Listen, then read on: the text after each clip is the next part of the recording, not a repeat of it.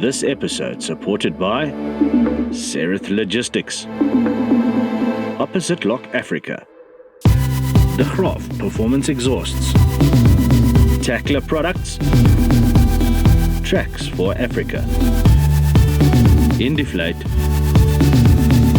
and LACIE. In this episode, morning, and it's our last morning here at the Savuti. We're off to the Moremi. Let's enjoy the adventure. 12 days overlanding, and this one ramps up a gear. Rhys and I make our way to the Khwai area. The tough dog suspension from Opposite Lock working its backside off. We spend our last 4 nights in the wild campsites of Magotho. Let's help them out. They're stuck, so we've got to winch them out. Rhys and I recover a safari vehicle. Welcome to Magotho! And we get visitors in camp. It sounds like there's a lion all around us. A whole bunch of male lions fighting. And there's damage to report. What a feeling to be back in South Africa. Overlanding, by definition, is vehicle-dependent adventure travel. I overland travel because I enjoy the wild and the wild places I get to visit in Southern Africa.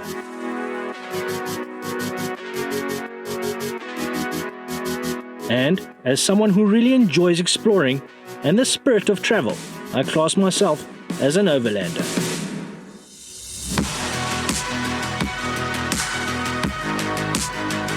Overlanding in Africa comes with its challenges though, and that adds to the exploration of new, untamed places. Wherever you are in the world, make the excuse to get out and enjoy the adventure that is life. I'm Ryan Crocker, and this is 4x4 Ventures.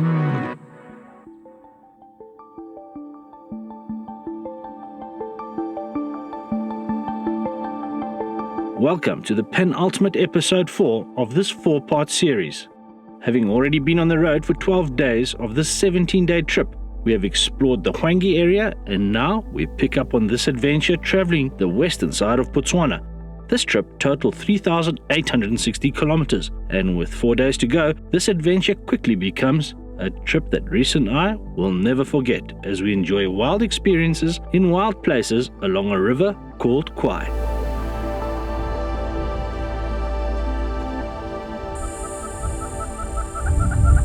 Morning, and it's our last morning here at the Savuti in the Chobe National Park. Today we've got a 3-hour drive, and we're driving all the way to Khwai. So we're going to try and look for a place on the outside.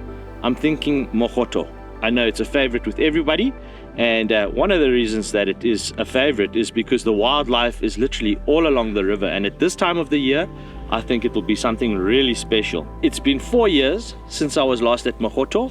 So I want to see what's happened, how the changes have affected the place, and what the month of October looks like at in the Khwai area. Tell people, how's it been camping in your tent? Tell people honestly, because I know you've been hiding this issue. So the tent, to me, I enjoy actually. I've got a few flaws with the tent, like the windows you can only close from the outside, so you've got to get outside to close them if it starts to rain. But other than that, it's been quite lekker. But during the day, you can't get inside there, because then you may as well take a pizza with you and have lunch, because that thing will cook next to you. Is it a mission? Is a ground tent, a canvas ground tent, is it a mission? Not really. It gets a bit tiresome if you have to break down daily. But if you're at a place for 2-3 days, then it's perfect. So now, what tent have you been telling me you're thinking of getting? I'm getting a swag. For sure, I'm getting a swag. Australians, where are those swags? Why are there none in South Africa? Come on. Yeah, so I think that's quite interesting. I think I've been watching Rhys with his ground tent. I started my 4x4 Ventures in a ground tent and progressed up to a rooftop tent, and then have now progressed to a clamshell, the absolute luxury in rooftop tents, which is the iCamper 2X 3.0. I believe they are not making this rooftop tent anymore, and the reason why I absolutely love this tent is because I can leave all my bedding in, including my pillows and Rhys's pillows. I probably could store all of Rhys's bedding inside that rooftop tent, but we're not going to do that because there's a special sauce that's coming out of Rhys's sleeping bag and smell. So I've said, no, boy, we're not putting it in that rooftop tent for poisoning my sleeping area. In all honesty, I don't know if a swag will work here in Africa. My major concerns will be the height of the swag when on a stretcher, because Rhys has been talking about the stretcher option, and then maybe sleeping up right alongside the car. My only fear is that the height of that swag would be at the perfect height, chest height of a would-be predator, and that could be leopard, hyena or lion. So my fears would be that. Will it work in Africa? I think there's a reason why there aren't so many in Africa. Now, there are a few companies that do make the swag option available to you to purchase, and whether it would work here, I don't see why not.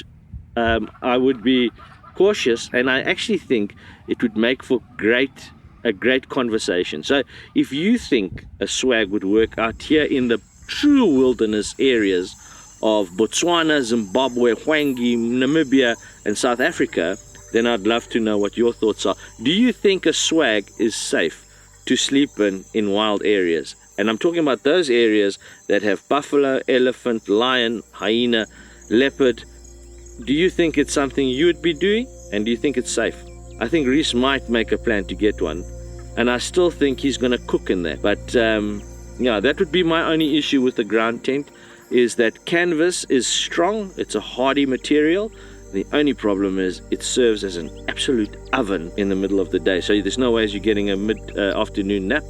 And believe it or not, with the iCamper, even though it's all black, once I open up all the windows, it's aerated, and it's you can have a little bit of a kip. You're still hot though, but you can get a kip. Part of our daily routine now is to recondition the starter battery every morning.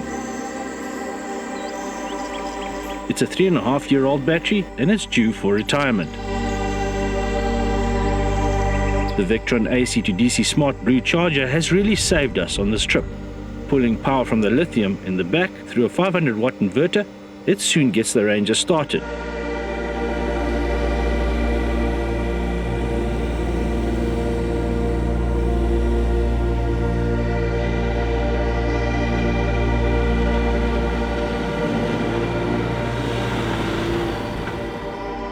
Rhys and I are back on the dirt, making tracks on a track that makes for hard going. Right, so we got that battery charged, and we're now on the way to Khwai. It is about a 3.5-hour drive, and I haven't put it in on the Garmin maps yet, just because we're thinking of making a quick stop at that lion kill from a couple of days ago. We just want to pull in there and see what the activity is or has been, and if the lions are still around. But yeah, I think it's going to be a scorcher of a day. A big thank you to SKL and to Obi. Thank you for your help, man. Trying to organize bookings at Magotho on the Khwai, on the outside of the Moremi. They do have a wild campsite on the riverfront available, but with no shade. And I tell you what, if you know the month of October, I think that's going to be a stonker. So I've said maybe better if we can get a campsite inset a bit into Magotho with some shade. So yeah, let's hope that all lines up, and let's enjoy the adventure. We make a detour to the Marabou Pan to visit the 3 dead elephant carcasses we visited a day ago. We find the now very full and lethargic Savuti marsh pride holding up in the shade under a tree. It's 9 in the morning and it's already 35 degrees Celsius.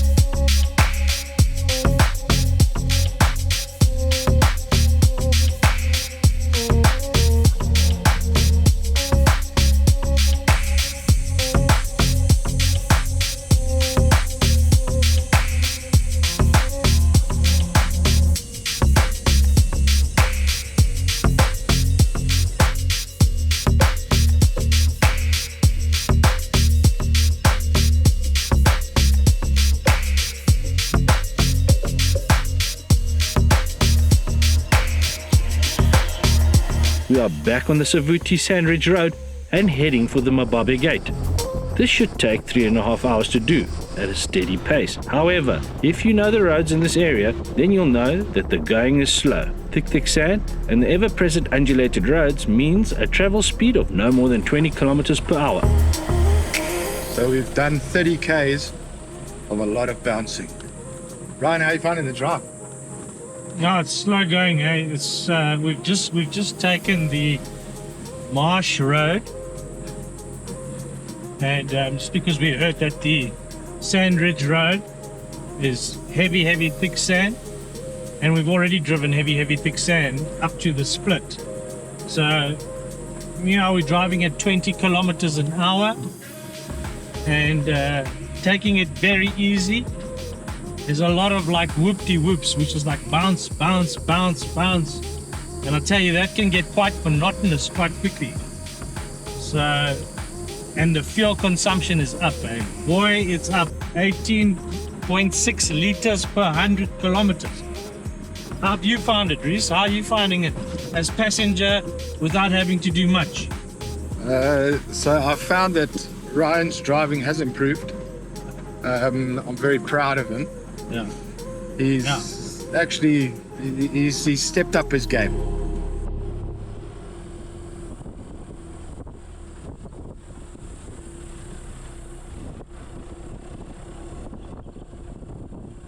With a quick stop at Mababe Gate, we sign out of the Chobe National Park and officially say goodbye to the Savuti.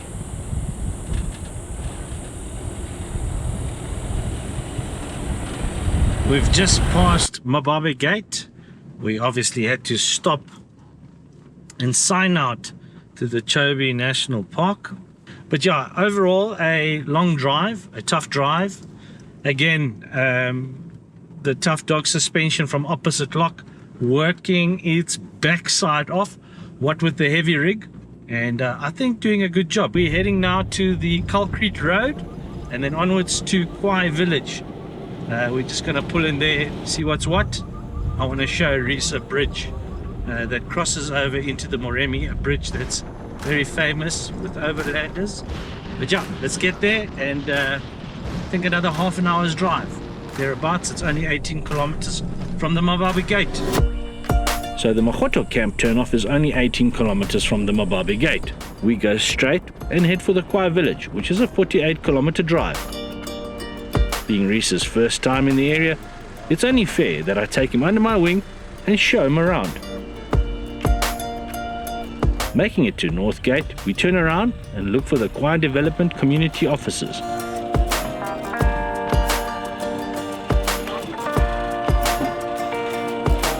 Being closed, we take the scenic route to Magotho camps. Okay, wow, so we are driving to Magotho campsite, and I tell you, we are driving towards the blackest of skies that we've seen since the last rainy season in Johannesburg. It is something truly special. I really think this is the official proper first rains that are gonna fall. They look like they're gonna fall. We've said that this whole trip and they never fell, and this could be the one that falls. The mother storms of storms. And I tell you, we've got far too much sun. I'm burnt as a crisp. That's how I feel. So, you know, we've got to get into Magotho now, and I'll catch you up to speed then with what, how, and if it's possible. There's some things you need to know, because we've just come from the Khwai village, and yeah, I'll chat to you later about it.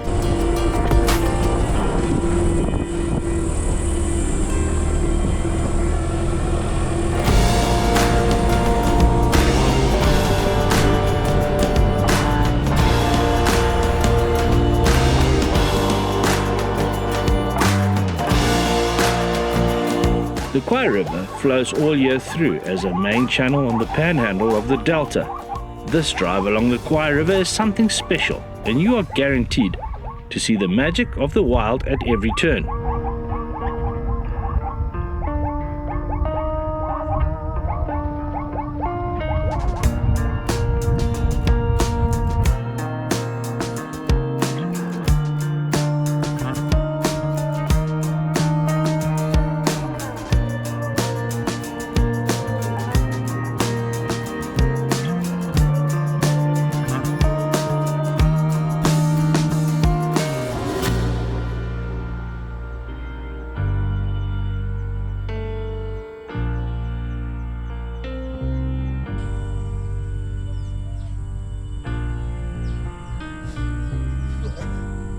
Hi, I'm Dukes. Hi, I'm Mapula. Welcome to Magotho.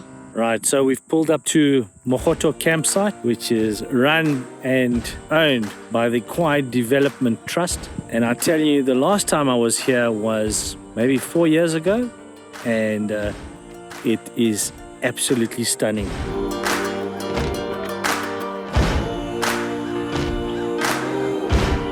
Now I remember why I came to Magotho the first time round.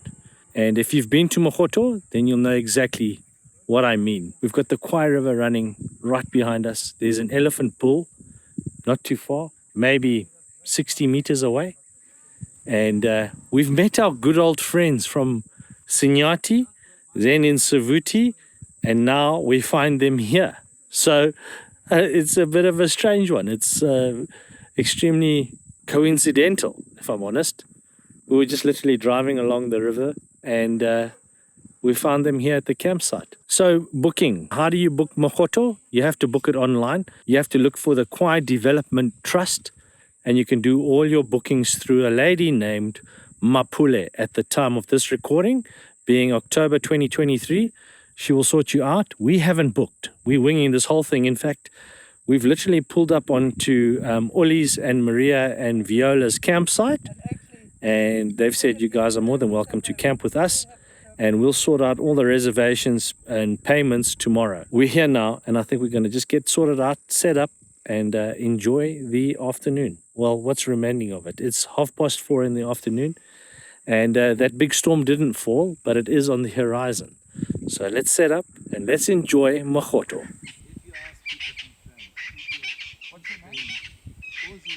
So we are here with Uli, Maria, and Verola, lovely family from Germany, and they've just told me an amazing story. Uli, come in. Let's tell everyone what happened to your beautiful, beautiful car that you saw. Tell us what happened, man. It's not a good story. We got an attack from a young bull elephant in the back of this car. Let's go around here. Then we went around the corner, a bush, and we can't see nothing. But in the moment, we were in the middle of a big group of elephant, a big herd of elephant, with male and female and babies and so on. And the young bull, he tried at first to attack us from front, but I gave horn, and he went away. And then he went around the bush. At first, he tried to crash from a bush, like here maybe, and the bush stopped him, and then he tried to go again. And then he crashed in with his tusk, and one tusk here in our, and the other here maybe, or here. The glass was broken, and the roof rack went down on the front of the car. After maybe 30 seconds, 1 minute, we do not exactly, we tried to go around the corner, and we went away 500 meters, and then the roof rack crashed totally down. You can see it here, totally down from the top in front of the car. The elephant were behind us, and we tried to find the way out of this area, and we got help from the Casa Lupala Lodge. And thank you to these people. Thank you to all these people. They helped us to bring out the roof rack 45 minutes out from the park to the lodge, and they repaired this car. Look here, with all these wires and so on. Lots of things are broken here.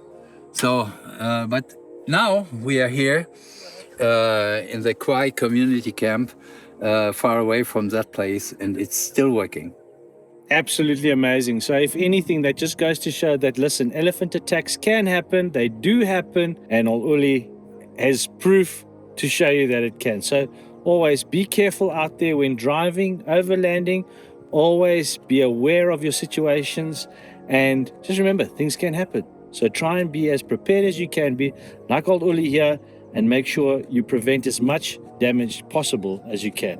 But, oh man, that's an amazing story, eh? Yes. And I'm so glad you're still here. But anyways, we're going to enjoy the evening. Come, Uli, let's go and have 1 or 2 cold ones. What do you think? Yes, we have to do.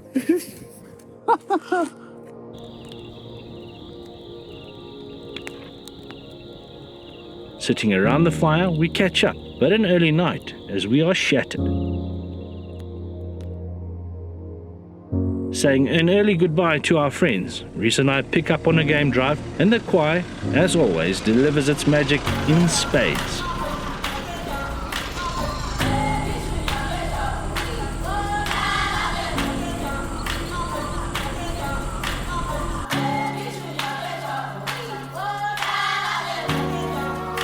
Being an adventure done towards the end of October, the bush is dry, but along the river, the grass is still lush. Wildlife comes in from far and wide to not only graze, but to enjoy the clean Okavango waters.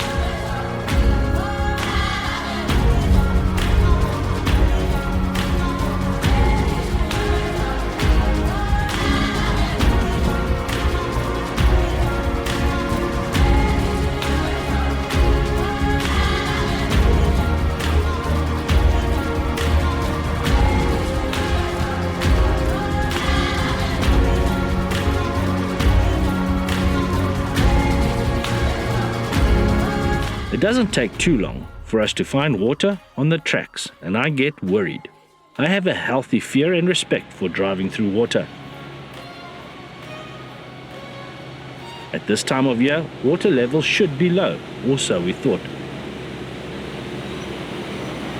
Remember that in the delta there are lions, buffalo, crocs and hippos to deal with. It's not a case of walk the water to find out its depth, and I wouldn't advise it at all.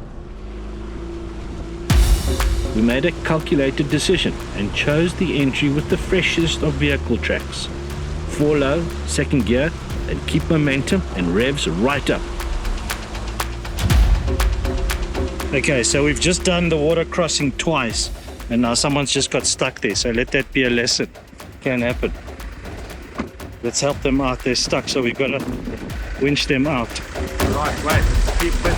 Yeah.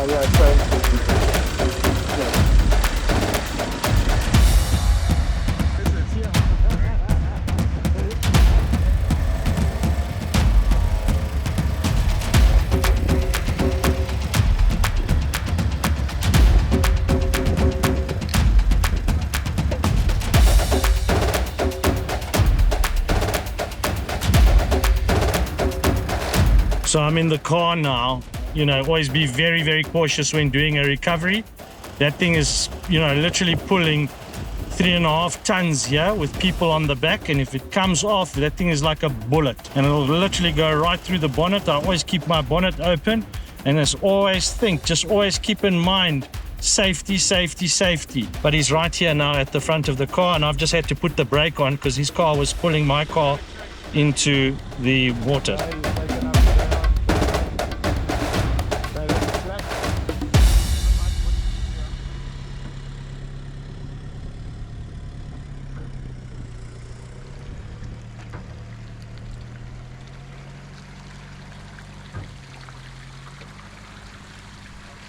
Water's very, very scary thing, but here in Khwai, if you drive on this side of Khwai on the way to Magotho, instead of taking the main dirt road, you have to cross this river.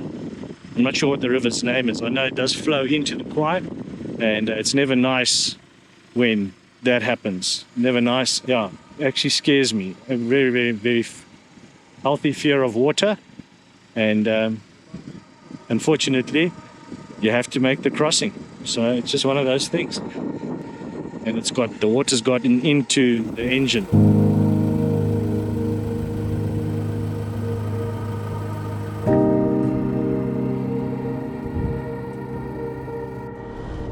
Having said this, it was back in the car, and we crossed this part of the river for the third and final time.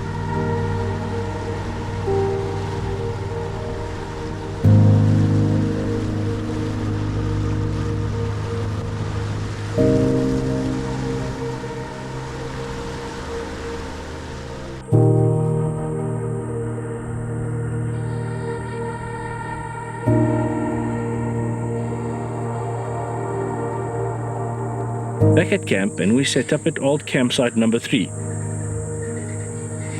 The exact same campsite I stayed at previous 4 years ago. It is now a favorite.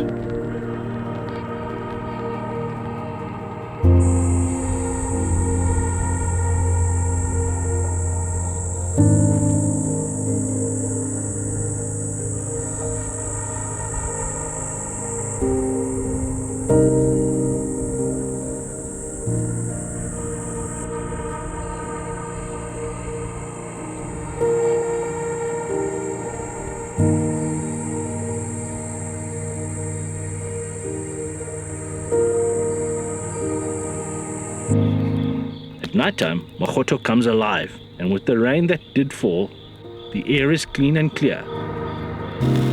Rhys cooks up some chicken pieces and rice, and it doesn't take too long till we have a visitor in camp. The African honey badger. Make no mistake that as cute as this little fella is, he can be a real menace, but makes for a fantastic experience.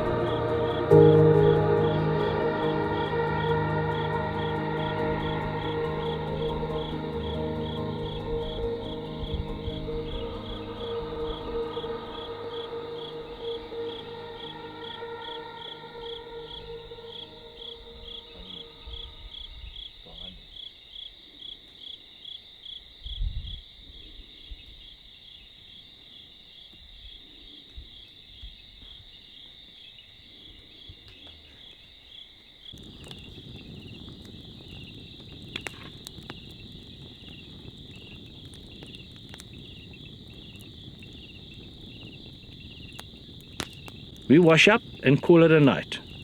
Not 30 minutes later, we get woken up to the sounds of growling close by our setups.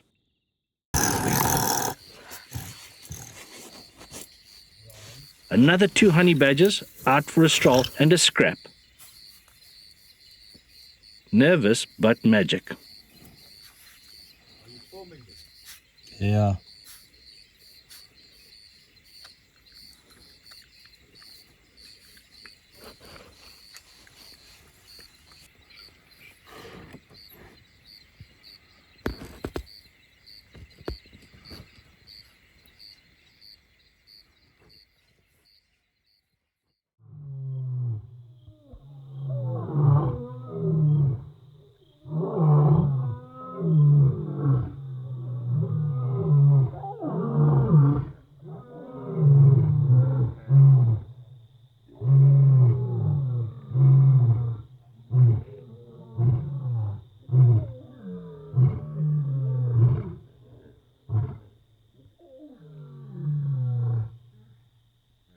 It sounds like there's a lion all around us.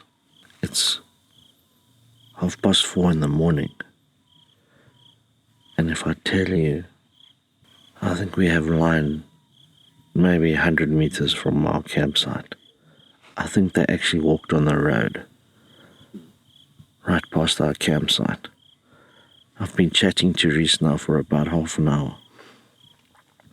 Rhys is in the ground tent down below. And you know that big knife I was telling you about? Oh, he's got it. He's sitting up in his stretcher. And here's the thing.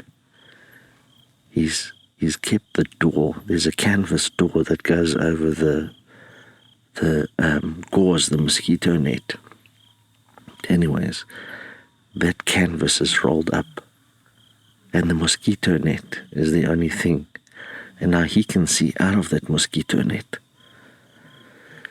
And I tell you, he says to me, he's cucking, eh? He's cucking because I think they may have even walked right through our camp, if I'm honest. Here comes Dukes now. I can hear his truck in the background. He's not far. We're not far from reception. We're in old campsite number 3 underneath a big Magotho tree. It's been an insane night. I think maybe an hour after I got into bed, about 10:30, I heard 2 leopard fighting across on the other side of the river, not far. We had 2 big hippo walk through. Then a little bit later, a bigger bull hippo walked through camp. I didn't get this on camera, but yeah, it's been an exciting night. Anyways, here comes Dukes. It's all a mad dash as I jump in Dukes' 79 series, and he begins to follow the coalition of males entering this area.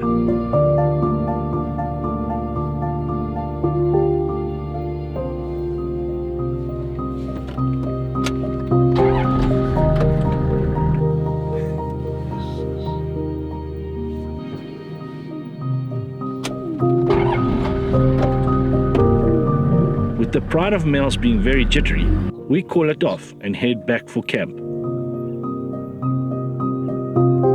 Rhys, what's going on, bro? Morning. 4 o'clock rooster were a whole bunch of male lions fighting for some reason. They sounded like they were right behind my tent, which was quite scary. But yeah, that's awesome. Africa at its best. Hey, man, are you not scared of your ground tent, bro? No, I felt alright, eh? Because I think I could only see one direction. At one stage, I felt surrounded, bro. Well, I think we were. We were I surrounded, think we were. My tent was vibrating with their roaring.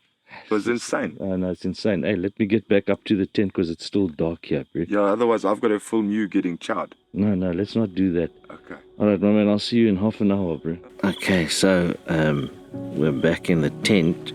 Dukes pulled into our camp just to check if we were all right, and then said, Ryan, do you want to go and should we go and see these lions? They're right here. They're fighting. Let's go and have a look-see. And I said, obviously, for sure. Thanks, Dukes, for coming and picking me up, man. I appreciate that. But so yeah, geez, what an evening. What an evening. Wild encounters in wild places. I tell you, man. If you're anything like me, then yeah, it's something else, eh? Something else, and an experience I'll never forget, eh? Absolutely never forget. 5 big male lions in old campsite number 3 in the Magotho camp along the Khwai River on the panhandle of the Okavango Delta. Wow, something else, man. Something else. I suppose the question is really, how does one cope with that?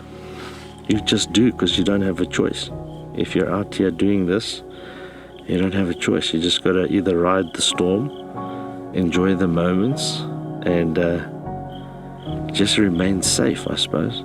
Anyways, let's see if we can find them tomorrow morning. I'll see you then. I'll try and grab another 10 minutes sleep. I'm tired. I'm absolutely shattered, eh? Yo. It's a hectic night, man. Hectic night.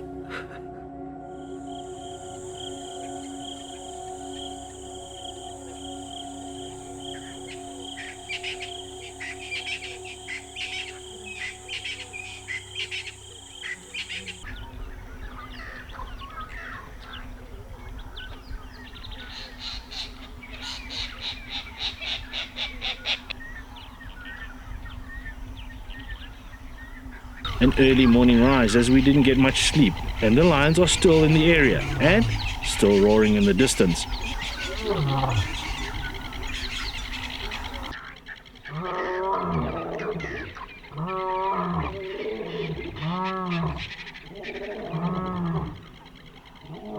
Not being too far from camp, and it's time for a lekker coffee.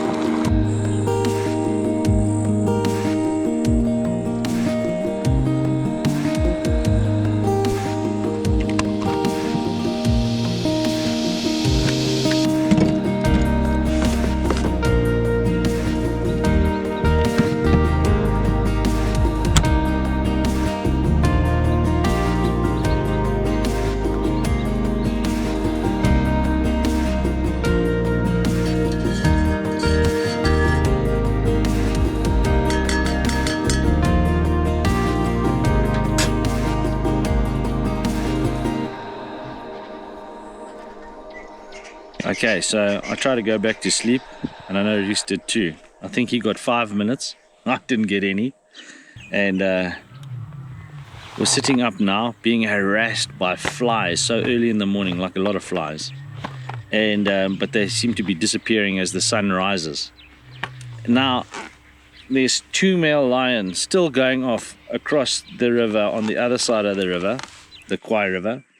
And we found out because Dukes has been driving around with Mapule patrolling, and he found out that there's actually 6 male lions. So that's a 6 male lion coalition. That's pretty intense. But I see a couple of vehicles have already headed out that way, and damn it, I'd love to be out there filming it. But as you can see in the back there, I've got battery problems. I'm running a full recondition cycle on the battery just to help get it fully restored.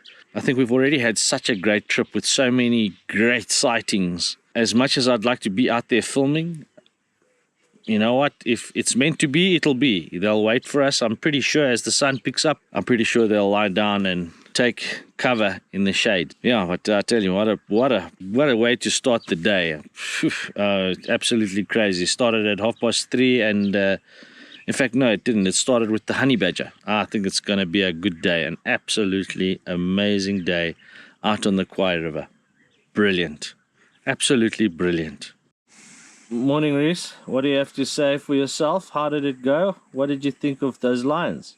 So I woke up like 3:30 with the first roar, and it didn't sound too bad and too far. It wasn't close. But about 20 minutes later, the next roar sounded like the oak was in my tent. So I just sat there in my tent all quiet and peaceful. I had my cell phone just in case I needed to make a video, but then I thought if I turned on the light of the cell phone, they're going to see me and then they make me breakfast. And I didn't want to be breakfast. So I kept very quiet and I just sat there, and then me and Ryan had a chat when they went quiet, and then they went off again. And then they were even closer. So yeah, no, that was exciting.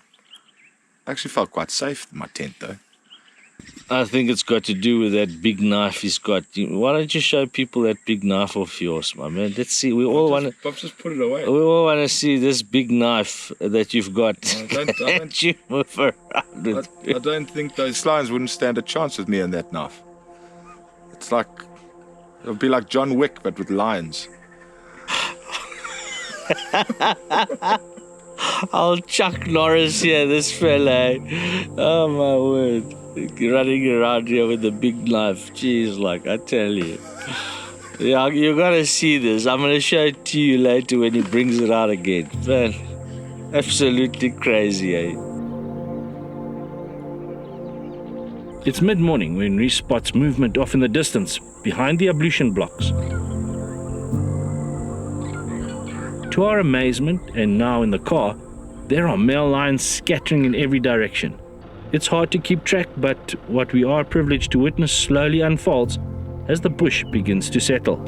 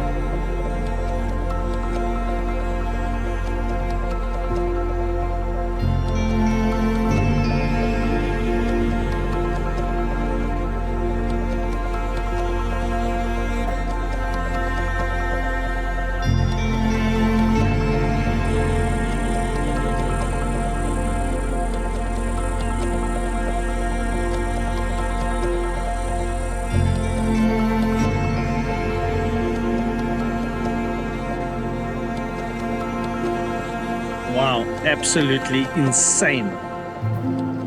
We were busy packing up and we thought the lions had long gone. And Rhys says, there, by the ablution block, behind the ablution block. And like in the distance, we just saw a lot of movement. And what looks like is happening is a battle for territory. 4 lions went that way and 2 lions came this way. And we've been following the 2 big brothers. One has got a very, very dark mane and are very healthy and very fit.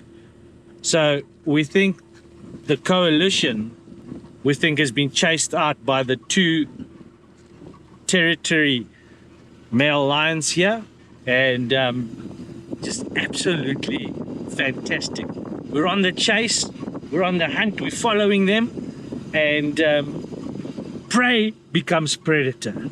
And we're getting the shots. I hope we're getting the shots. Rhys, how's this moment? This is insane. It's exciting, eh? I've never been able to follow lions that close. And they just chill on the road, walk, look at us, and then carry on. So now we've actually just lost them. We know that we think they're trying to head down to water. We think that...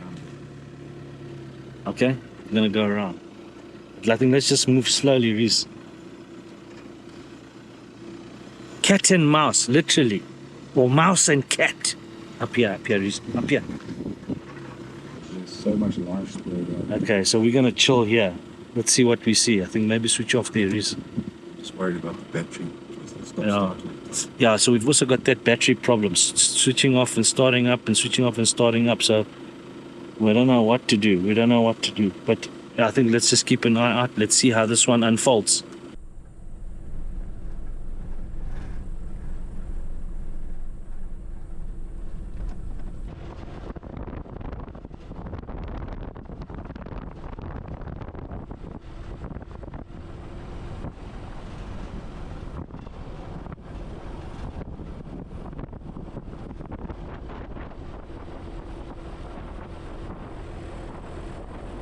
After losing the 2 brother male lions, we decide to head into Khwai village for a visit. A restock of this and that is on the cards, but the words fat cooks are whispered by Rhys. Now we're talking.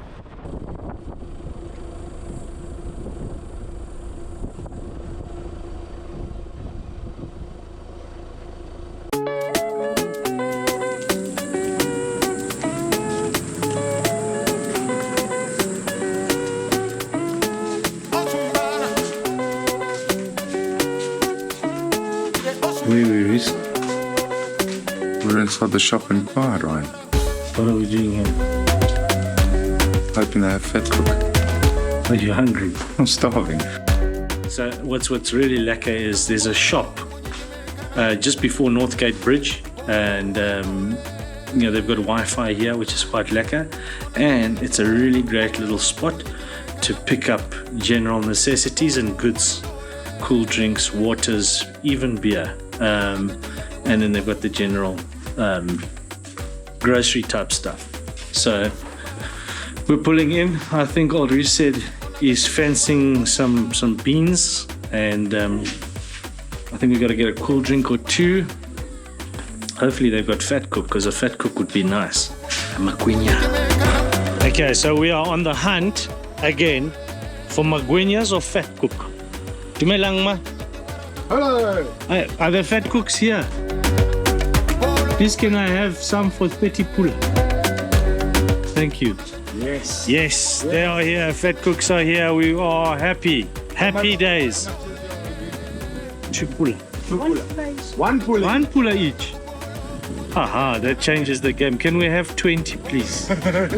Thank you, ma. Ah, then they look so good.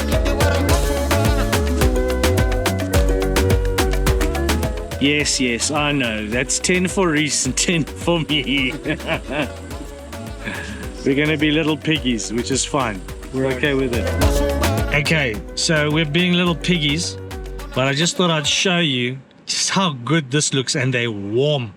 Mommy! So many. One.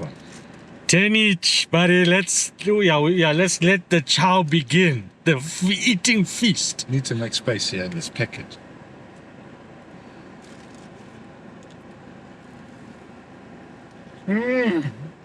Oh yes, and they're warm, eh? How good are those? Oh, amazing. I'm loving life. Oh man, I had a bit of a bad stomach yesterday, so I didn't really eat dinner. So I'm starving. Eh? I think a bit of cheese on these.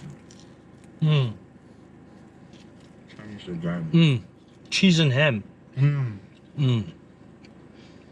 Okay, so we're gonna take a game drive back to camp, and then let's see what we see. But so far, the day just can't get any better. Lions this morning, maguinas for lunch. Brilliant.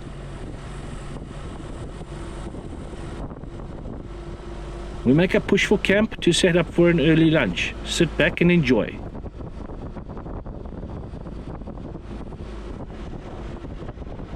Right, so we've got back to camp.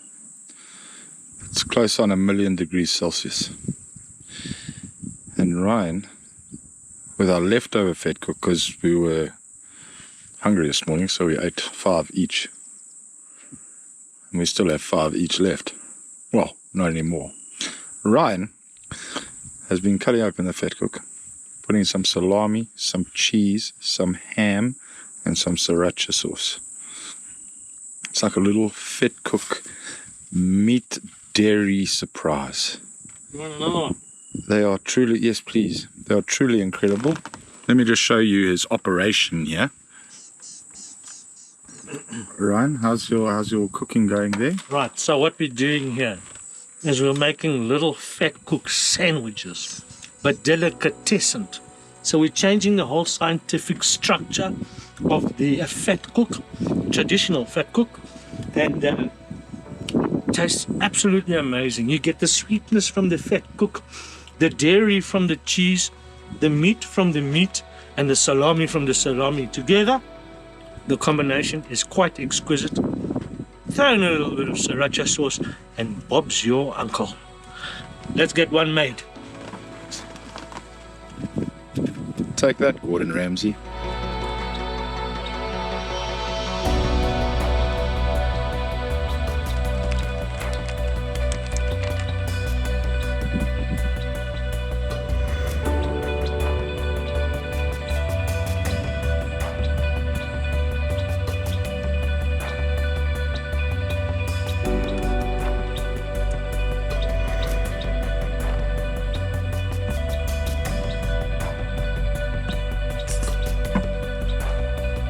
Now, who doesn't want a fat cook like this?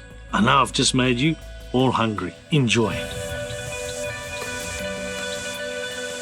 Burn up a tree.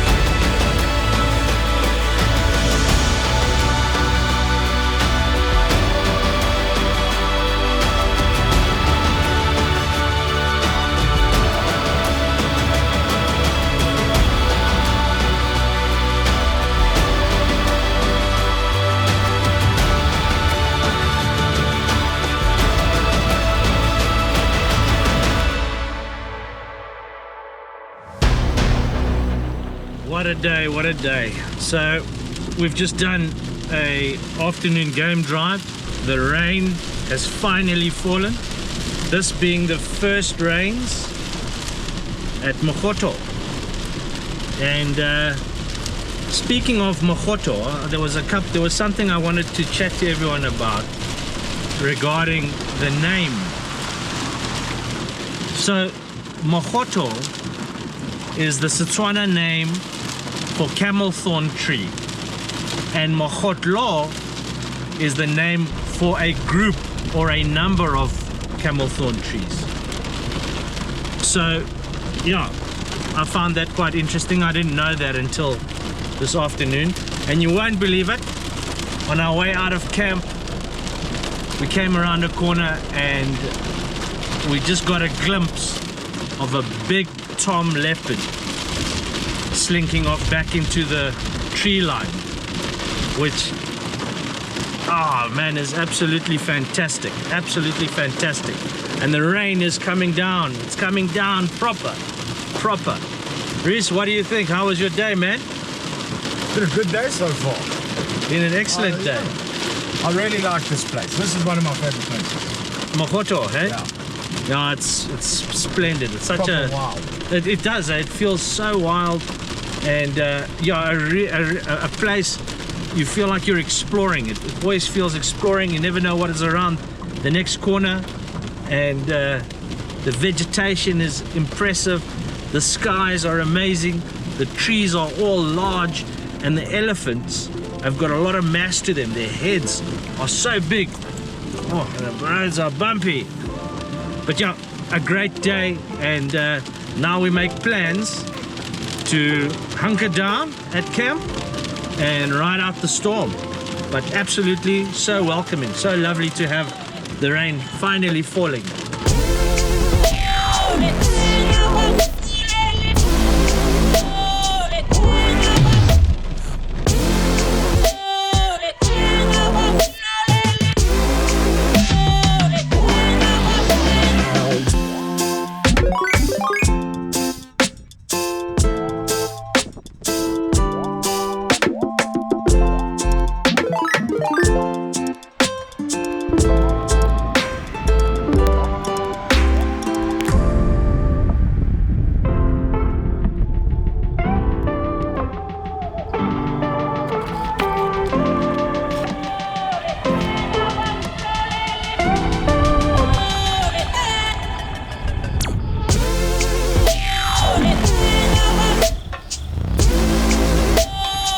Bruce, what's happening in there, bro?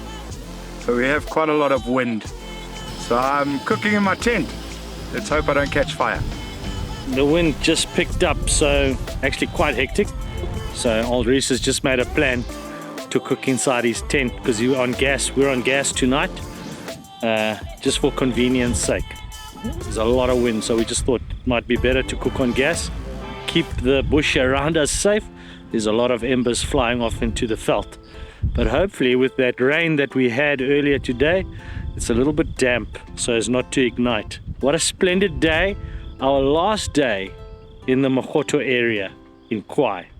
As always, it's been absolutely fantastic here at Magotho. We've put 4 nights here, and I would recommend to anyone and everyone that that's what you should do. 4 nights at Magotho, and you're bound to see almost everything. The only thing we didn't see were the wild dogs and maybe cheetah, but cheetah is a very rare one to see.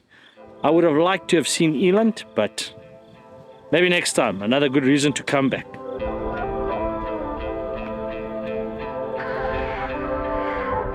And there it is, folks. Rhys's big knife. Bloody brilliant. Good morning. And a very bittersweet morning. We're packing up. It's 6:45, and today we roll out. So that's why it's bittersweet. But I tell you something, maybe 35 minutes ago, I was literally just crawling out of the tent. And well, I just heard what sounded like a stampede. And Rhys was down on the ground operating at the train canopy, and both doors were open, and he looks out and he says, Impala, Impala. And I said, keep an eye out for wild dog. And sure enough, 7 wild dog passed maybe 8 meters from that side of the tent and right through our campsite chasing these impala. And if only I had my camera. And yeah, it was special. We then I got out of my tent and we carried on, and maybe 10-15 minutes later they'd obviously given up the chase that side of the impala, and they literally ran 3 meters past us back from whence they came. And I think if anything, that's just the Moremi and Magotho saying, you know, maybe goodbye. And I didn't get it on camera again for the second time. So, but really lovely to see, really lovely to see. We've had a great 4 nights here, and I'm just sipping on my last coffee in the bush, and it's a very good one. It's a very good one. And yeah, we'll head out. But yeah, lovely morning, lovely morning. Skies are nice and blue and clear, and the bush is looking green just from the rain that we had yesterday and the day before. It's already starting to turn, and I reckon in the next week or so this place is going to look absolutely insane. But yeah, we'll take you on the journey. Today we push for Woodlands, so it's a long one, but we'll get there. We've got to stop off and fill up diesel in Maun. A massive thank you and appreciation from us to Sereth Logistics. Guys, your support has been unbelievable to the show. Have a look at them. If you guys need any logistical help transporting anything from anywhere to anywhere, these guys will help you out, that's for sure. And a massive thank you to them. And obviously a massive thank you to the Go Get crowdfunding people that came on board. I have opened it to the end of November. I think by the time you see this, it would have already passed. But a massive thank you to the Go Get crowdfunding donations or donators. Thank you. And to my patrons. You guys are absolutely insane. Thank you, guys. This trip is always made possible by you, Oaks. You guys are as flippin' legends, absolute legends. And we salute and appreciate. But yeah, I think let's get on the road. Let's pack up. Let's make a move. And we'll see you at Woodlands.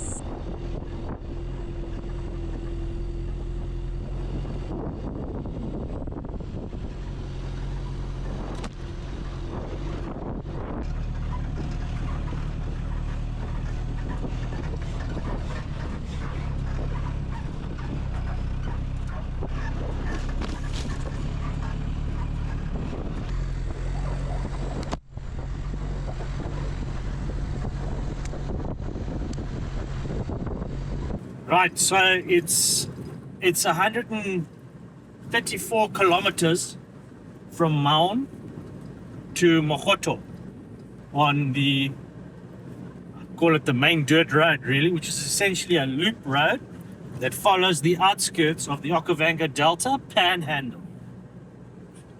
The road has recently been graded, so it's absolutely fantastic. I think they're getting ready for the rains that have already started falling. Now, I don't know if it's all in vain, to be quite frank, because I know that this road gets horrendous with the rains. I didn't know this, but we drove through what looked like the town or village of Zimbabwe, which was yeah, quite nice to see. And we've seen a lot of game. We've seen road antelope, and we even saw the backside end of eland, which is, oh man, I think the only things we didn't see on this trip are the rhino and the cheetah. That's it. Essentially, that's all we didn't see. But otherwise, we saw pretty much everything else. So, yeah, really fantastic. We saw giraffe.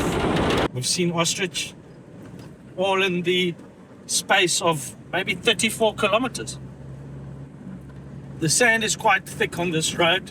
The dirt road from Maun to essentially Khwai village Some areas it's extremely thick, even with the grading and being fairly early in the morning. Now 8:30, the sand is starting to get very loose, so the thick sand, keep an eye out for it. I reckon it would be quite a challenge at midday. Very thick sand and momentum. You need a lot of momentum. Giraffe. Hey.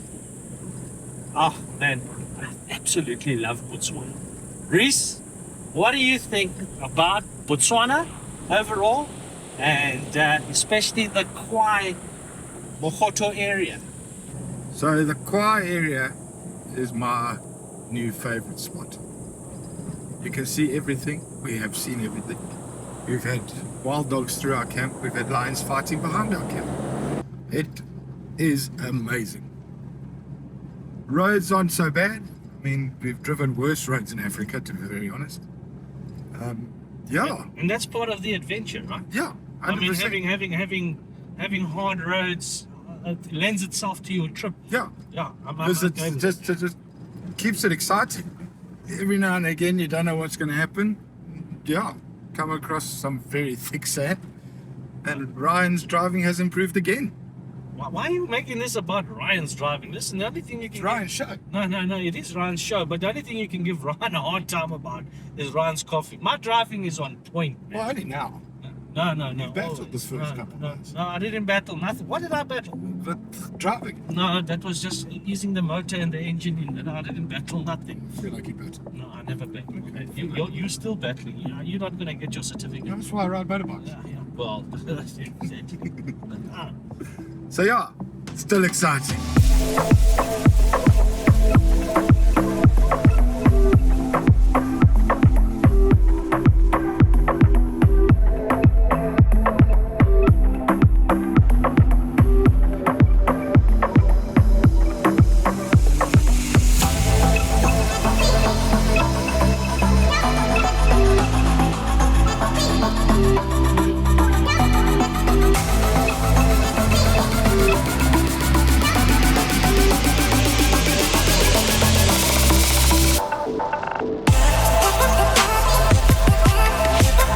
As one does and should do, we find ourselves stopping and having a chat with a fellow overlander and filmmaker from the main town of Maun. But with time moving and a long way to travel, Rhys and I put pedal to the metal and make tracks.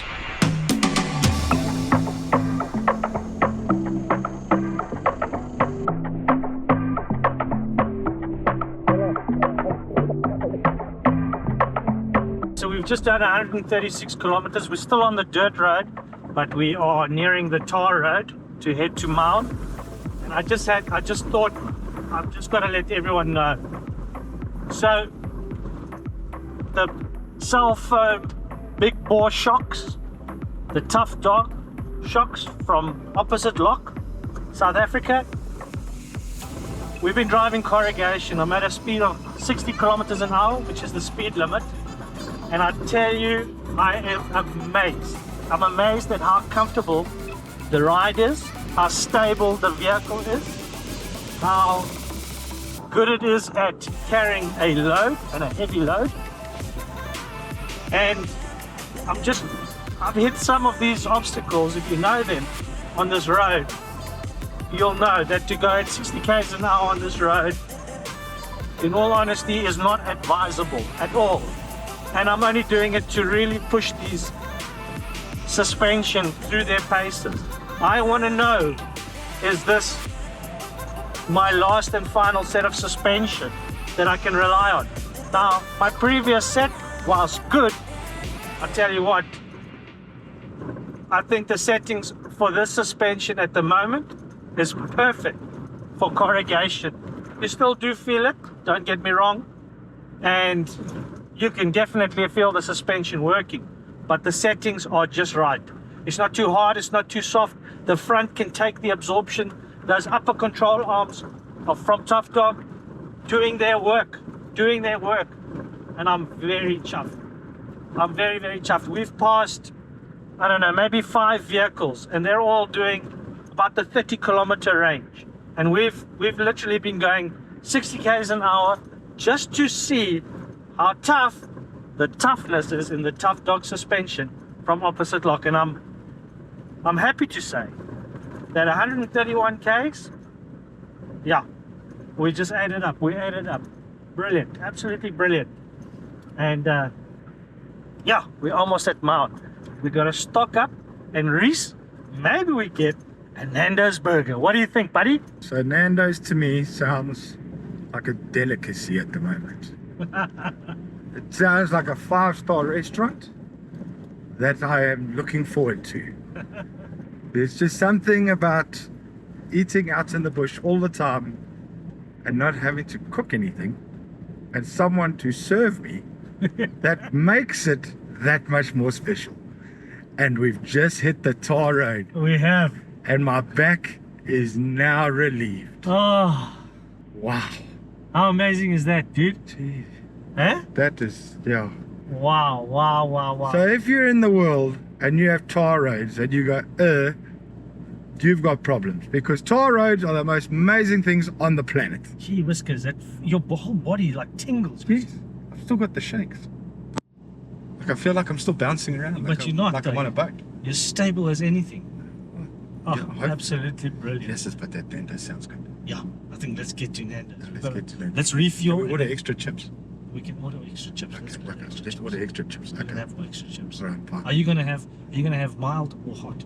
No, I'm gonna have mild. You're gonna have mild. Yeah. I don't feel like burning for the rest of the day. Okay, so mild it is. Mild it is. My mouth Okay. is watering. Are we having burgers or what are we having? I'm gonna have burgers. I'm gonna have Burger. Yeah, I'm Okay. gonna have burger. Unless we find a hungry, if we find a hungry lion, then we're going there. We have a Double boss burger. double boss burger. This is Remember those that? were bad amazing. boy? Yeah, we need more of those. Okay, bye.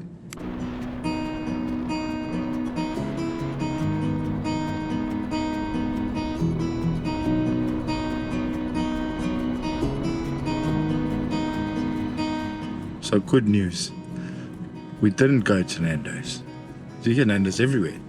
So we went to a place called something Donkey. What was it? Dusty Donkey. Dusty Donkey. It's It's like a little coffee restaurant shop Yeah, by Mac Air. by Mac Air. And we had probably one of the best burgers I've ever had in my life. It was a kudu burger Kudu burger. and chips. Wow, lots of chips. We added extra chips. Yeah, we got extra chips because we were hungry. Needless to say, we are Full. proper. And now there's a big sign for KFC, which makes me more hungry. Really? No. Yeah, no. Yes. So yeah, if in Mount, go to Dusty Donkey. Dusty Donkey. It's got Wi-Fi. It's got Wi-Fi as well. It's lack of vibe. Oh, it was good. We met service. Ryan met a fan of the show, Did. and we sat and had a chat. Yeah, it was really nice. good fun. Yeah, Tata, also awesome to meet you, man. Thanks for your support, and I'll see you at the next one.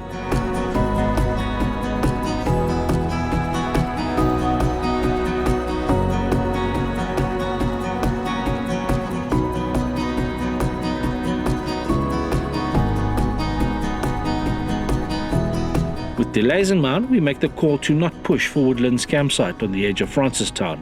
Instead, we visit Nata Lodge and campsite. There's a change.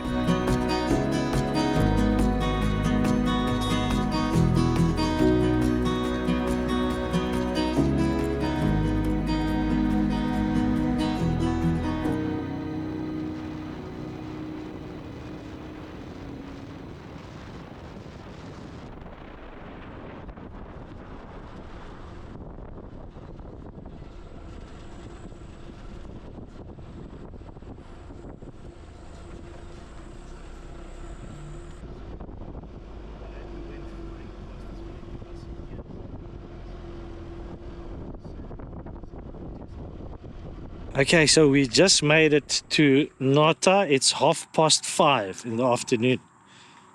We couldn't make it to Francistown. I didn't want to drive these roads at night. And there's damage to report, but not on the Ford Ranger or the suspension. And if I tell you, the Tough Dog suspension is doing amazing. Is doing amazing because no holds back. The guys at opposite lock said to me, test it, and test it as you drive. So I've done that, and I put it through the ultimate test. If you know the road from Maun to Nata, there's a section just after Gweta, which is in a really bad state. Like, I think the top surface is no longer tar. The tar is gone. And yeah, it's got proper potholes, lots of pit marks, and lots of off gravel, hard road stuff to drive. And we did it, and we did it at speed. And I compliment the Tough Dog suspension. I've thrown everything at it, and it's just done it. I don't know if there's damage on it. I hope not. There's no knocking. Maybe at the back, but I think that's just an issue with a U-bolt shackle or something like that. It's nothing major. And yeah, we met up with a German couple that have come over from Australia. They used to live in Australia, and they're traveling around Africa. And yeah, they're driving an Aussie registered 80 series Land Cruiser that's done up to the max, and really nice to meet them, man. They're doing an amazing trip. As with so many people that we've met, they're all doing fantastic trips. But yeah, well, let's look for a campsite. Our last campsite in Botswana with our last sunset in Botswana for this trip, and it is spectacular.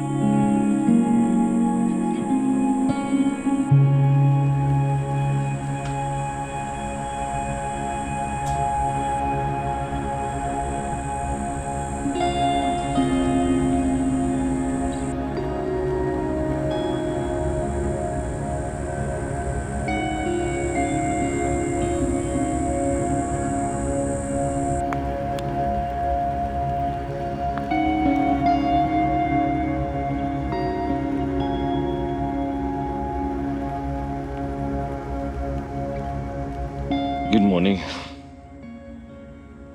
And another restless night, eh? Sure, I don't know why. I'm just not sleeping there. Yeah, it's actually quite noisy at Nata's campsites. I mean, you can hear the road. The road can't be too far away, 800 meters maybe. And it trucks on that road the whole of last night. Just too noisy, actually. Just far too noisy. Did you hear the hyena? I did hear the hyena. We heard hyena. Where was it? That side? Yeah, hyena towards Hunter's Roadway. So, towards the Zimbabwe border post. That side. I suppose which is quite lekker. Just goes to show that there is still a bit of wild around. The whole way from Gweta to here, in fact the whole of the road yesterday, we saw a lot of domesticated animals, cattle, horses, donkeys, goats, and it's quite worrying for the Naipan National Park area to see that many domesticated animals. We saw cattle very close to elephant, and yeah, but overall I was also woken up by the lights. They've got these little lights everywhere, and they were shining right into my tent. So we've got thunder happening behind us, and I'm just so shattered. Oh, and the battery of the car is completely popped, flat. Yeah, I think the battery's absolutely broken now. I think the battery's done, eh? We've woken up for the last 6 days with this battery like this. We did a full recondition cycle on it, and it still didn't do anything. The battery was dead the next morning, so there's definitely damaged cells. But overall, I tell you what is lacquer here at Nata campsite is the ablutions. Gee whiskers, they're fantastic, eh? They've got, like, I think 6 toilets and 6 showers underneath a massive thatch roof, which is, yeah, proper ablutions. Rhys, was there pressure in the shower? Eh? Was there pressure in the shower? Yes. and there's pressure in the shower, then you're winning.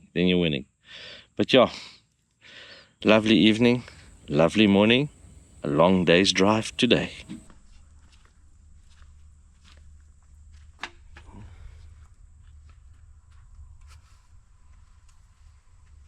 Good morning, everyone. So the road has taken a little bit of toll. The mounting for the geyser snapped. So I'm busy ratchet strapping the geyser back into position so we can get back to SA.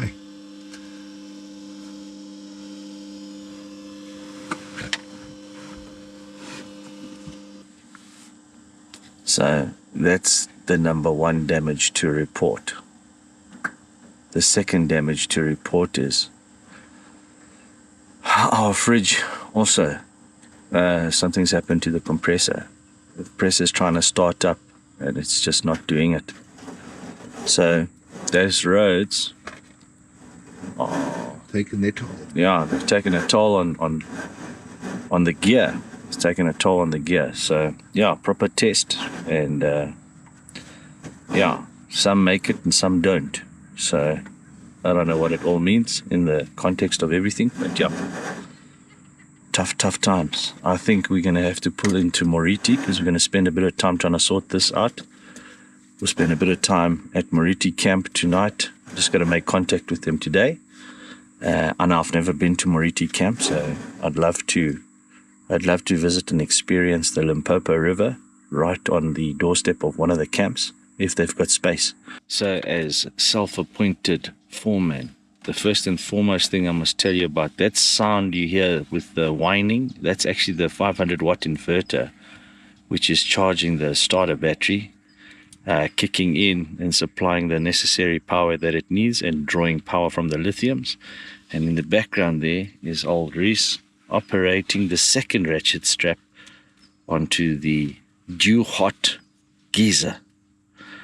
So once that's done, and I think we'll have a good solve. Rhys, how's it going there, buddy? I can feel the burn.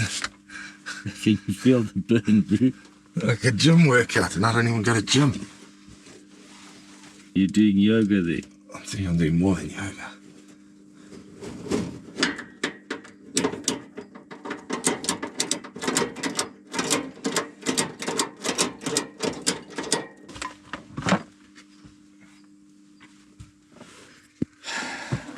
I just want to take this opportunity to congratulate Rhys on doing an excellent job, Rhys. Well done, man. Well, you know, with my bad back, I would never have been able to do what you just did. You do not have a bad back too, hey? Rhys has also got a bad back. And neck. And neck. But this guy, I tell you, is nimble. You know, don't ever... Agile. Like a feline. He's like a racing snake, wow. Maybe not that. That's I don't even know where my steps go now. Hey, it's there, Uti. Thanks, Rhys.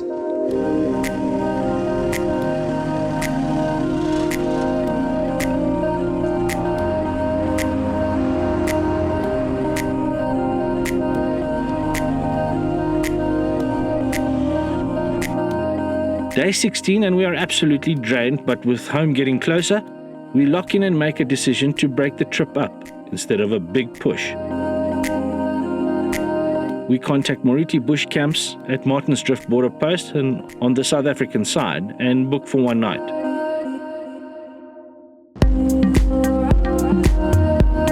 But first a stop in my hometown, Francistown, for a spot of lunch. Rhys is hungry again. Where we, Rhys?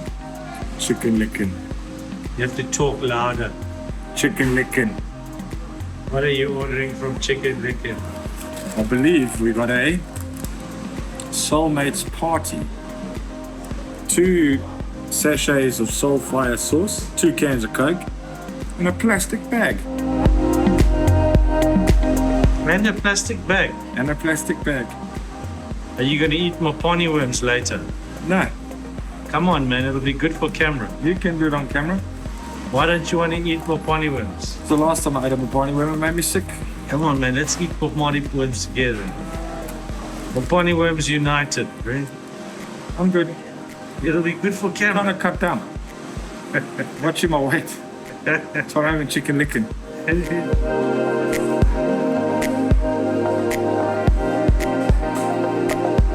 Ryan's order's still coming.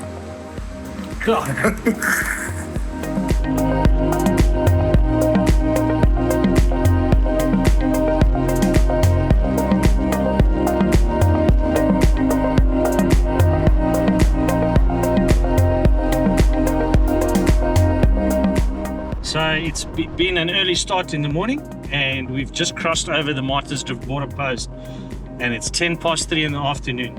And I tell you, that was probably the second fastest I've ever gone through that border post. What a breeze.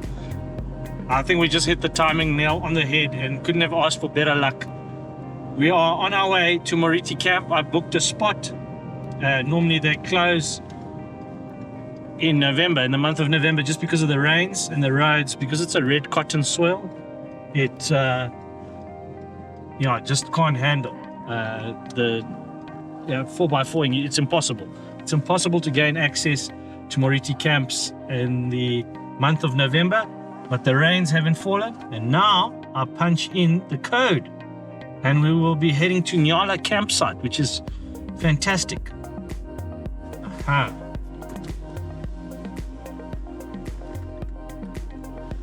And access is granted. Magic.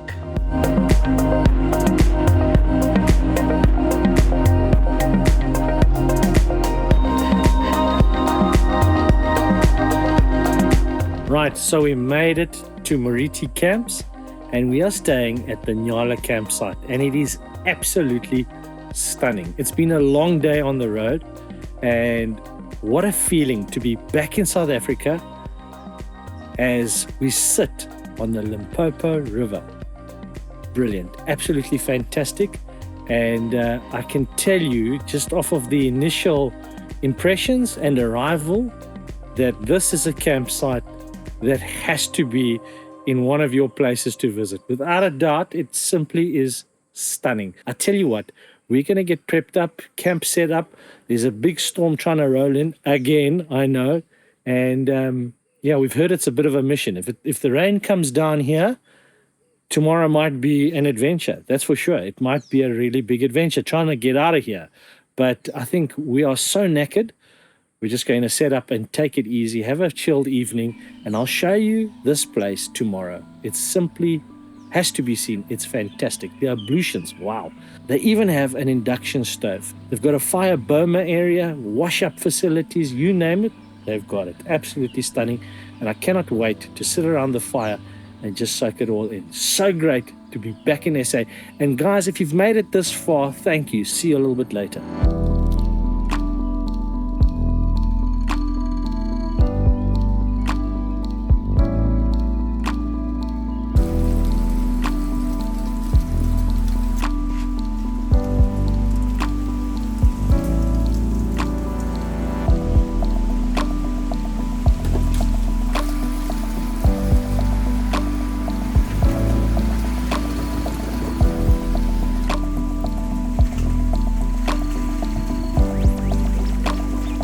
Rhys, how's it going there, bro?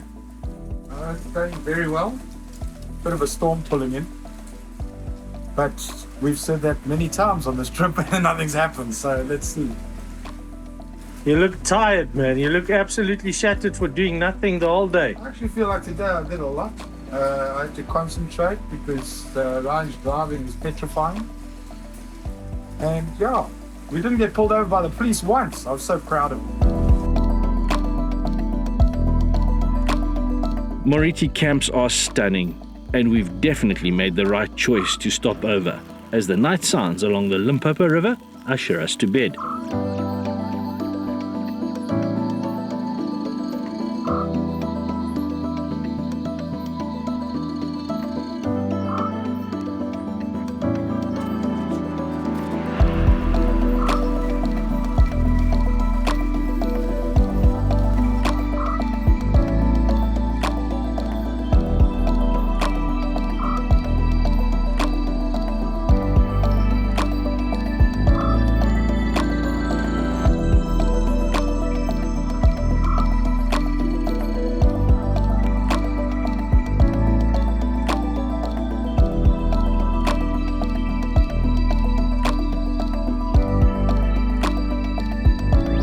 our last morning of the trip, we wake up on the beautiful Limpopo River to yet again another dead battery. So we got to do the whole charge thing, which we've become quite fluent at doing. So recharge it from those lithium batteries, and using the smart blue charger Victron AC to DC unit. And it's raining. It's raining. It's a drizzle at the moment. Might clear up a little bit later. I slept very well for the first time in maybe 5 days. So yeah, I don't know. I think that's a good thing. I'll take it as a win. And the fish are rising. Yes, the fish are rising. Rhys, we needed to bring the reels and the tackle, man. I think it's gonna be a thing. I'm never leaving home without my reels and tackle. But yeah, trying to figure out if you can use sparkling water to make coffee in the morning. I wonder if you boil it, does it lose its fizz? That's what Rhys was saying. So I'm going to give that a try now so that I can have a morning coffee, because here at Nyala campsite, and just so that all of you out there know, they use and pull water from a borehole next to the Limpopo River, and as a result it's not preferred to drink. So if you do come here, and I suggest you do because it's absolutely spectacular. The bush sounds are amazing. The bird life is next level. We had giant bush babies in trees last night. Bush buck running around. Yeah, very, very lekker. Yeah, then you must bring fresh water. Bring your own water. And yeah, I think it's time to get that coffee, because watching these fish rise here is making me want to fish. And I think if I have a cup of coffee, it'll be better suited for me. But yeah, hey, we're back home. We're back home. Stay tuned to find out what Rhys and I thought about the trip that we did to Hwangi, Sinyati, Ihaha, Chobe, Savuti, and Magotho. And overall, just our general thoughts. That's one not to be missed, coming up shortly. Morning all. So I've had a shower, and now I've walked over to find out what this incredible overlander is doing, because we don't know how it's going to work. Let him explain. What's happening there, Ryan? Morning. I don't know if I'm concocting another bomb here or what, but I've put sparkling water into this jet boil, and I want to boil it now and see if I can use sparkling water to make coffee. And if it comes out, it'll either be really bad, which is okay because apparently my coffee is really bad, or it'll be really good, which would be amazing, because then, yeah, I think it would be nice. Coffee with bubbles in. I think the bubbles will come out as it boils, right? What do you think, Rhys? Yeah, I think my money's on it foaming. Foaming? Foaming over, yeah. Hey, I mean, you got to check this. Bring here. So that's me literally just switching it on now. Check the bubbles.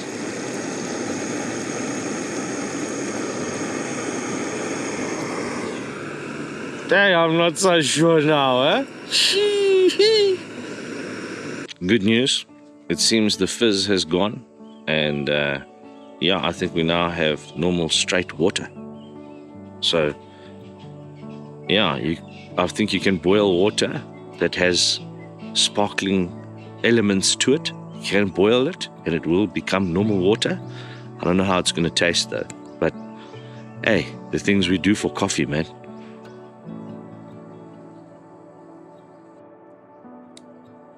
Rhys, how does it feel making a sandwich for breakfast on the mighty Limpopo River? I'm actually still quite tired, to be very honest. But we're making some chicken and cheese zams, sandwiches, just to get something in us before we make the long trek back to Joburg. Well, not so long, 5 hours.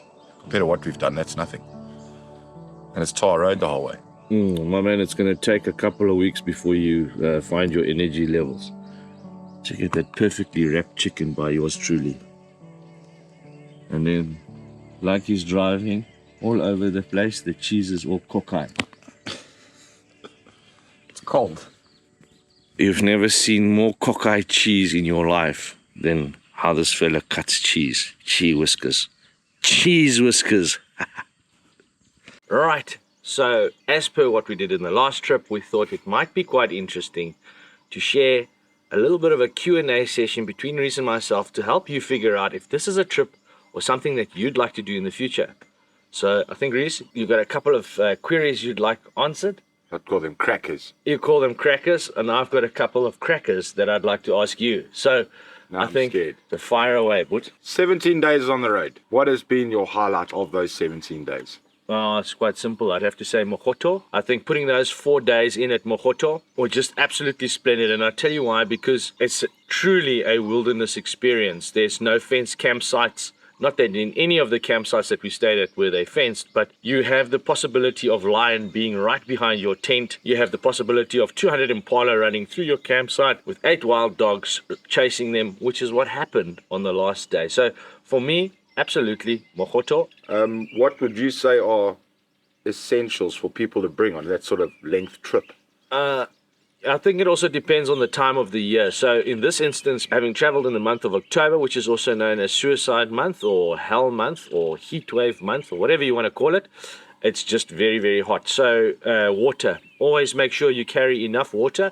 We've gone through a lot of water. We went through a lot of water, and we had to restock on liquids 3 times. So that should give you a good gauge as to how hot it really was out there. You know, I think just carry the essentials. I think good recovery gear. I think the wild dog recovery gear. Always on a trip like this, I never leave home without it. Just because you never know if the situation you get into requires it, or you've got somebody else that you need to get out, which in this instance we had to. What else? Just be as prepared as you possibly can be. At night time, stay within your camps. If you need to go to the ablution blocks, travel in your vehicles. What would you say? What would you say are the essentials for people to take on a trip like this? So essentials to me for these sort of trips would be obviously your fuels. Make sure you get the right fuel stops because there are quite distances between places. We have met a few people who have got normal tanks and they've managed to do it. So you're saying jerry cans? Yeah. So you're saying carry extra fuel. Carry extra fuel. I think that's a big thing because you don't want to run out of fuel on that Savuti road. What would you say? What would you say is the minimum and maximum amount of fuel one should be carrying?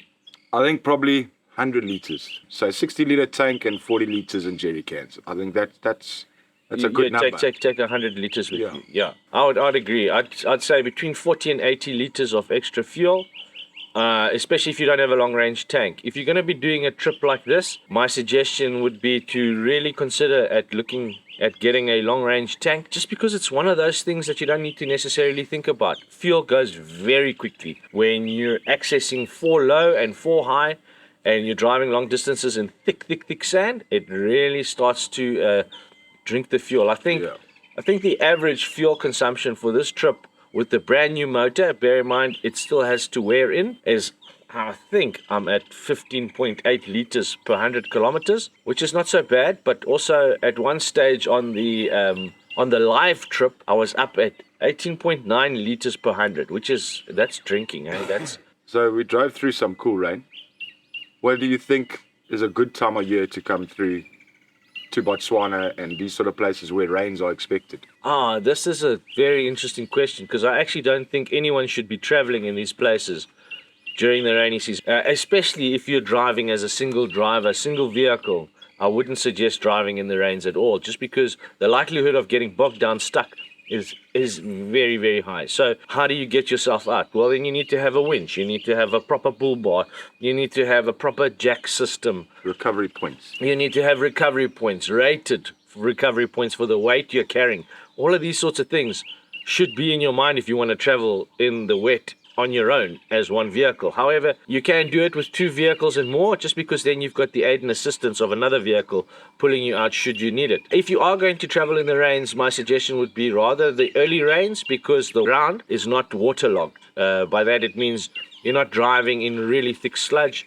It will still be tough going, but it's not as hard going with the number of vehicles having already accessed that road. The best times of year to visit any wildlife area, I would say, at the beginning of the winter season or just at the end of the winter season, or if you are not so worried about heat and you want to see good game and wildlife sightings, then October is definitely the month. Wildlife will congregate around water at all water sources. Yeah, we have seen some incredible stuff during the month of October. Rhys, so this is your second overlanding trip. Rhys, how have you found this trip going through Botswana, obviously Hwangi, Botswana? How have you found this trip compared to the Zambia and Zimbabwe series? I think the biggest thing I've noticed is how do you say it, the attitude of the elephants. Botswana elephants seems to be a lot more welcoming than the Zambian and Zimbabwe elephants.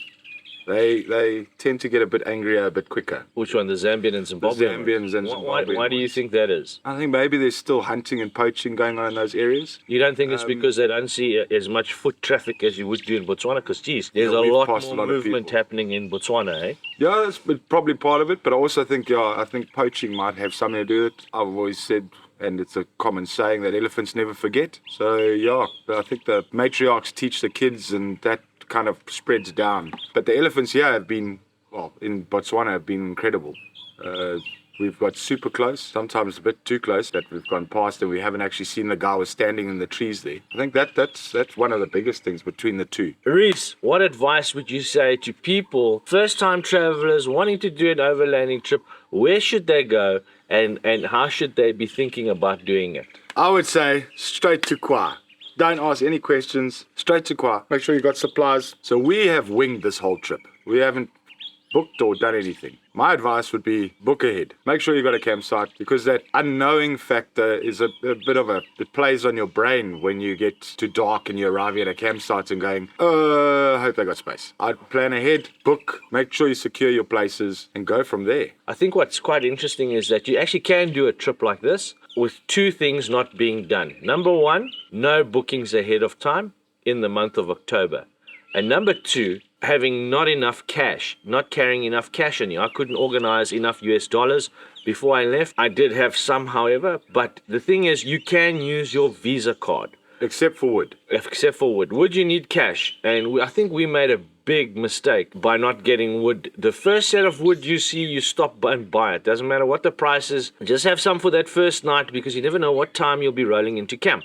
You have a good sighting at a water hole, that before you know it, an hour, 2 hours is gone, and you're now rolling into camp to set up in the dark and you have no wood. And just know that you can do a trip like this without booking. However, our suggestions are book ahead 100%.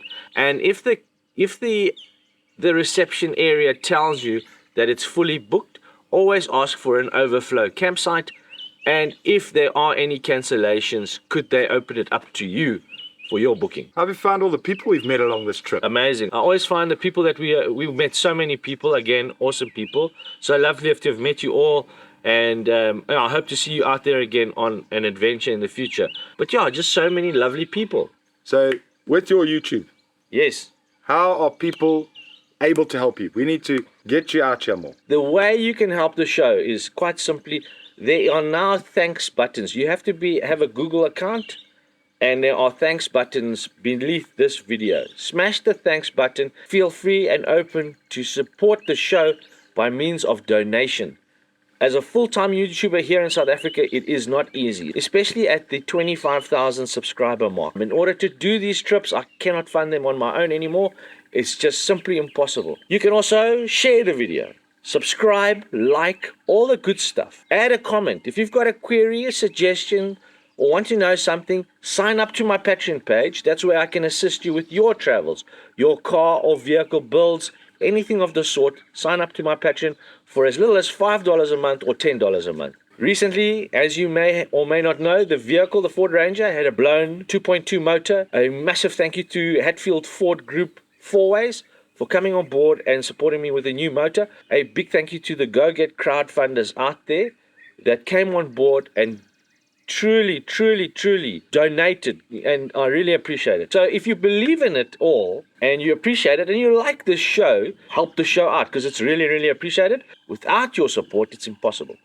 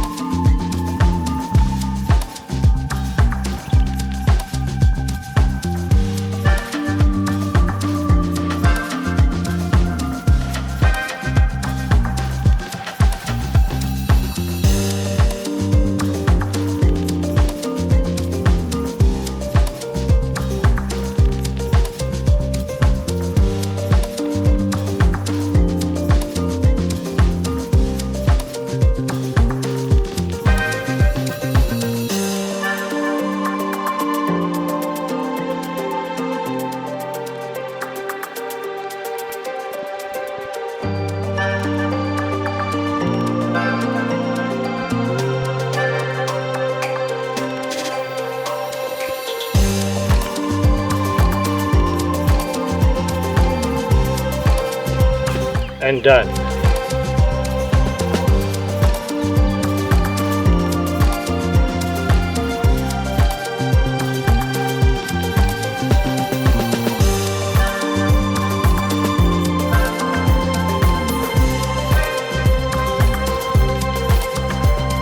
I think one of the things when it comes to planning a trip is always starting to find where you're going to go, how far you're going to travel, and where the nearest fuel stations are.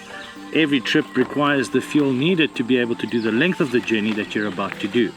I always start with a map on places I'd like to go, including wildlife areas, dirt tracks, and areas that are not necessarily frequented as often as people would like to go to. So start with a map and make the plans around fuel, where you can also stock up on goods and all of that sort of thing. So once you've found the areas that you'd like to go and visit, the next thing I like to do is go and research online. Have a look at any of the 4x4 or overlanding websites. There are a few out there. Do a Google search for them and you'll find a little bit more information about the areas you're going to. Prepare yourself with the knowledge that where you're going could be very wild. How big are the campsites? Is there water? Do they have braai facilities? These sorts of things are very important. And most importantly, you can then make your reservations and bookings. Stipulate the nights you're going to stay and whether you're an international traveler or SADC from South Africa traveling into that relevant country. But once you have that, you're good to go. Hit the map, use your GPS Garmin and Tracks for Africa if you are in Africa, and start your adventure. Most importantly, just enjoy. Remember, adventure is about the journey and not the destination.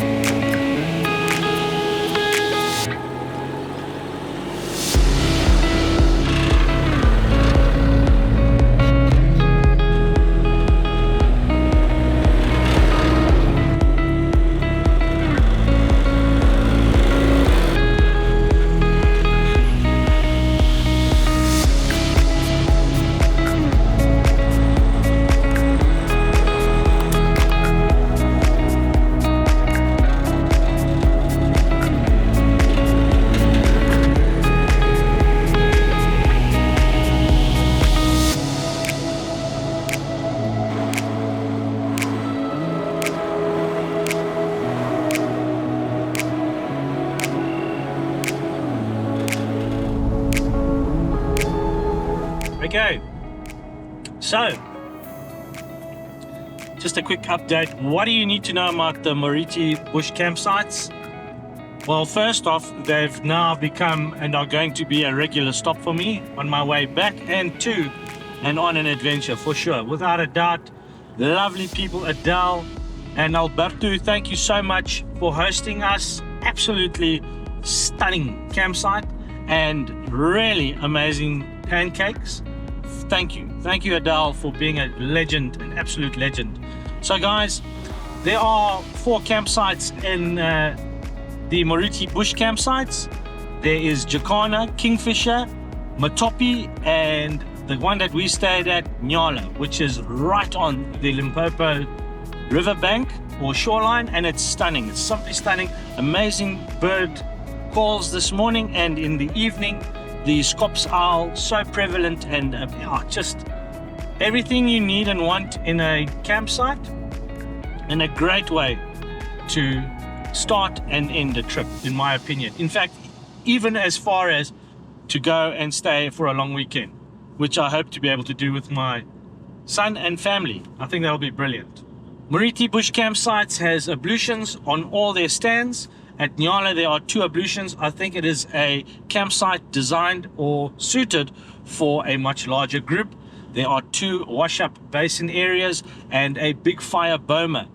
There's also got own braai pits with braai grids. The Moriti Bush Campsites, they close down in the rainy season. So that would be from the 1st of November to the 1st of April. Their online booking is closed as the area gets quite inundated with water and floods. So Just keep that in mind. However, click the link here, follow this, maybe pause the video and grab these contact information, reach out to Adele, and she will guide you to either their online booking or she'll answer the phone and assist you with a booking, but preferably online booking so she can schedule and manage it. Guys, from us here, from 4x4 Ventures, from Rhys and myself, we hope you've enjoyed this series, and thank you for your time, and leave a comment, smash that thanks button, make a donation to the show, and share if you've enjoyed it. Till the next one, I'm Ryan Crocker, and this is 4x4 Ventures, taking you on the adventure. Till the next one, stay safe, keep trucking, and I hope to see you out there. Cheers.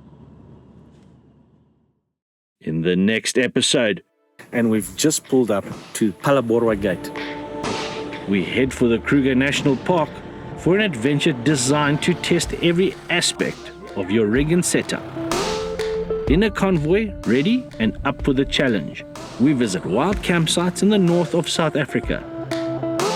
We've just run into our first blowout at Makuya. Seems like a sharp rock just nicked the tire. Drive tough roads into the Makuya National Reserve and test man and machine. Makuya is absolutely beautiful. Couple of challenges, but we're here.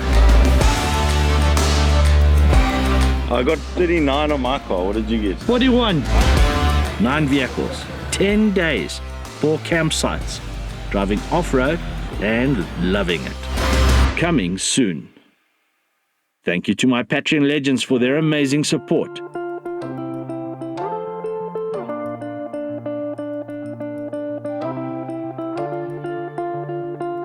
A big thank you to the amazing people that donated to my Go Get crowdfund.